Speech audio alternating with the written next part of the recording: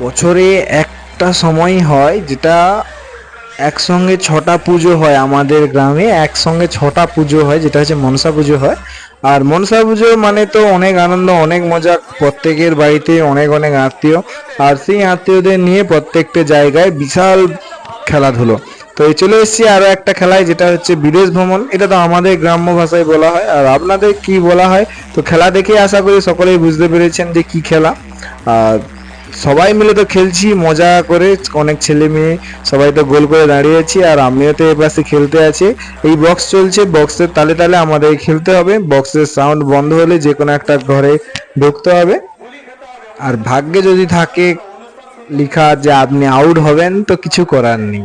আর সব থেকে এখানে চিটিং করে একটা সহজ উপায় হচ্ছে, যেটা হচ্ছে আপনাকে একটা আকারের কাছাকাছি দাঁড়াতে হবে। যদি দেখেন যে আপনাদের ঘর কাটছে, তাহলে সঙ্গে সঙ্গে যদি অন্য ঘরে সরে যেতে পারেন সবাই চোখ আড়াল করে, তাহলে তো খুব ভালো। আর যদি না যেতে পারেন, গেল, আপনাকে কেটে বাইরে বেরিয়ে যেতে হবে।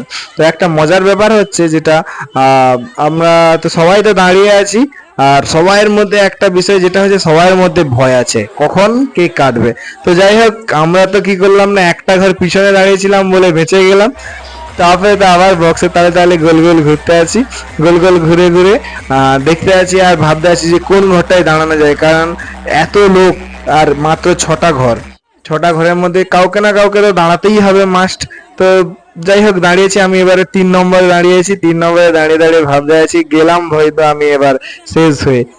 তারপরে দেখছি যে মনের মধ্যে একটা ভয় রেখে তারপরে দেখলাম যে না, আমরা নয়, আমাদের পাশে একটা দিদি ভাইয়েরা তারা কেটে গেছে। তো যাই হোক, ভালো খেলা মানে তো হার জিত আছেই, আর এইসব খেলা তো কি আছে, ভাগ্যের খেলা, কিছু করার নেই। তারপর আবার তো গোল গোল ঘুরে এসে একটা ঘরে দাঁড়িয়ে বললাম, আর একটা কাকুকে ডাকলো তোলার জন্য। আর সেম ভয় থাকে সবার মনে, এখনো আছে, সর্বদা থাকবে একদম শেষ পর্যন্ত। একটা বিষয় ভেবে দেখুন, যখন লাস্ট 4 জন বা 5 জনের সময়, 5 জনের কথা ছেড়েই দিলাম, লাস্ট 4 জন যখন থাকবে, একজন কাটলে 3 জন পুরস্কার পাবে। ভাবুন, একজন কেটে গেলে তখন কতটা কষ্ট হবে, যখন হয়তো দেখে বুঝে আপনার বা আমার, যা যে কাউকে না তো কাউকে কাটতে হবে, যে কেউ কেটে যায় তখন কতটা কষ্ট লাগে।